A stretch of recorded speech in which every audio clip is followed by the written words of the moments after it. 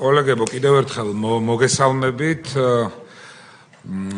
საპროცედურო საკითხი და წესების კომიტეტის ხდომა გახსნილად ვაცხადებ. დღეს მეორე ხდომა გვაქვს. ჩვენ ახლა წარმოგიდგენთ მე დღის წესრიგის საკითხებს. დარიგებული გაქვთ. პირველი გახლავთ საქართველოს პარლამენტის კომიტეტებში პროპორციული წარმომადგენლობის კვოტების განსაზღვრის შესახებ საკითხის განხილვა. მეორე არის მუდმივ საპარლამენტო დელეგაციებში პროპორციული წარმომადგენლობის კვოტების განსაზღვრის თაობაზე საკითხის განხილვა. შემდეგი პარლამენტის ტერიტორიული მთლიანობის აღდგენის და დეოკუპაციის საკითხებთან დაკავშირებული დროებითი კომისიის წევრთა რაოდენობის და პროპორციული წარმომადგენლობის კვოტების განსაზღვრა. მეოთხე გახლავთ წინამოწვევის პარლამენტში განსახილველად წარდგენილი კანონპროექტების განხილვა პროცედურების გაგრძელების მიზანშეწონილობის თაობაზე და ბოლო საკითხი ეს არის ოლქის დელეგატის ბიუროს ფუნქციების, ორგანიზების და საქმიანობის წესის, აგრეთვე დაფინანსების წესისა და ოდენობის განსაზღვრის შესახებ დებულების განხილვა. გთხოვთ დავამტკიცოთ ეს წესრიგი. მადლობა.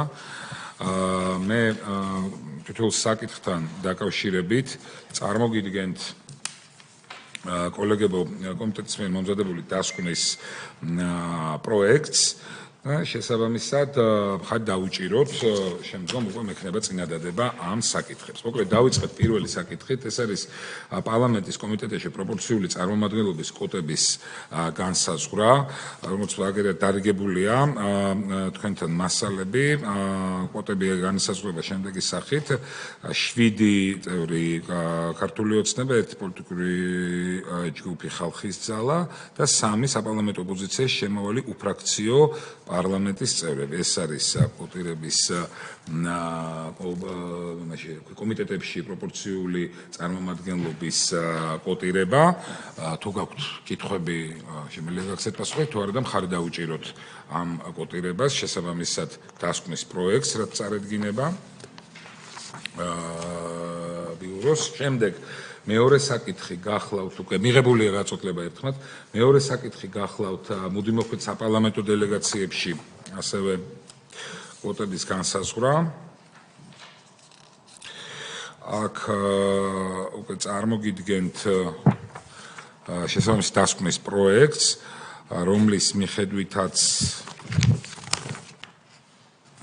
რომლის შესაბამისად არის განსაზღვრული მოკლედ კვოტირების ეს საკითხი დადგენილი პროპორციულად საპარლამენტო დელეგაციებში და შესაბამისი პროპორცია არის წარმოდგენილი. ამიტომ შეგვიძლია ამ საკითხს უყაროთ კენჭით, თუ კი კითხვები ან შენიშვნები არ გაგაჩნიათ. ბატონ დავით. კი ბატონო, მიღებულია ერთხმად.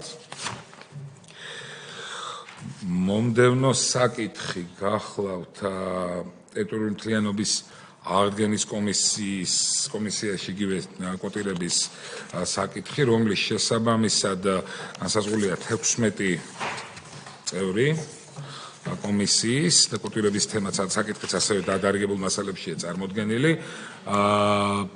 შენიშვნები, მოსაზრებები თუ არ გაქვთ, შეგვიძლია მხარი დავუჭიროთ. მადლობა, მიღებულია ერთხმად.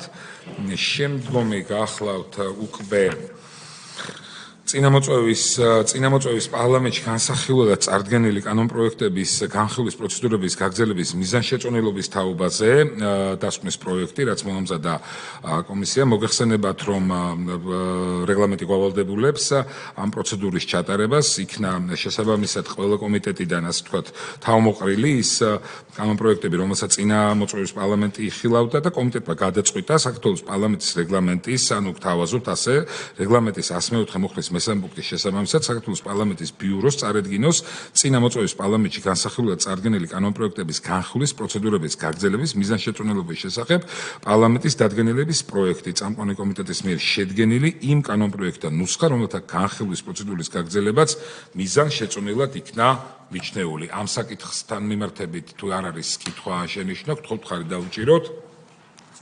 მადლობა.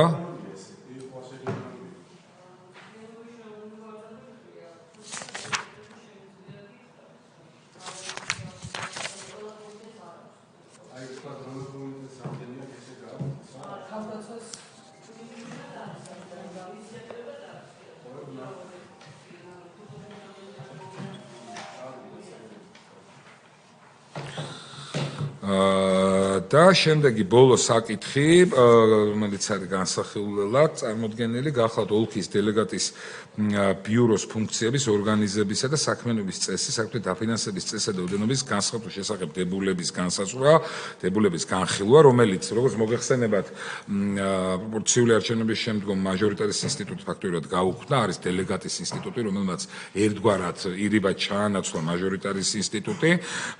შესაბამისად, ჩვენ მივიღეთ გადაწყვეტილება, რომ რა რესურსითაც სარგებლობდა მაჟორიტარი პროპორციული არაპროპორციული ან შერეული არჩევნების პირობებში იგივე რესურსით ისარგებლოს დელეგატმა და ეს დებულება არეგულირებს დელეგატის ბიუროს საქმიანობის წესს. თუ გაქვთ შენიშვნები ან მოსაზრებები, გთხოვთ დასვათ კითხვები თუ არა და დაუჭიროთ ხარი მაქვს წინადადება ამ დებულების განხილვას. დიდი მადლობა.